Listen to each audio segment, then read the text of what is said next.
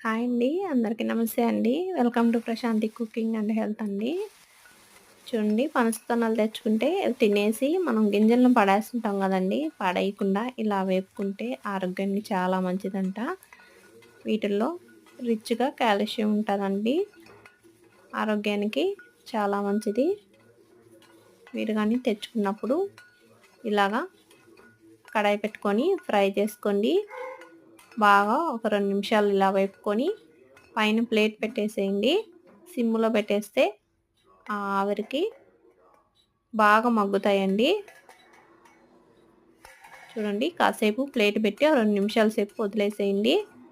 ఆ తర్వాత మళ్ళీ ఒకసారి ఇలా బాగా వేగలేదు అనుకుంటే ఇంక 2 నిమిషాలు బాగా వేపుకోండి. వేపుకొని ప్లేట్‌లో తీసేసుకుంటే పైన కొంచెం చల్లారిన తర్వాత తొక్క తీసుకుంటే తింటే బాగా లోపలకల్లా పప్పు బాగా ఉడికి బాగా మెత్తబడి ఉంటది. తినేటప్పుడు బాగా రుచిగా ఉంటాయండి. మా చిన్నతనంలో అయితే మా అమ్మ మాకు కట్లు పొయ్యి ఉండేదండి. నిప్పుల మీద ఈ గింజలేసేసి బాగా కాల్చి ఇచ్చేదండి. ఇలా తొక్కు తీసుకొని తింటే బాగా రుచిగా ఉండేది. వీడియో నచ్చితే లైక్ చేయండి ఫ్రెండ్స్. చాలా బాగున్నాయి.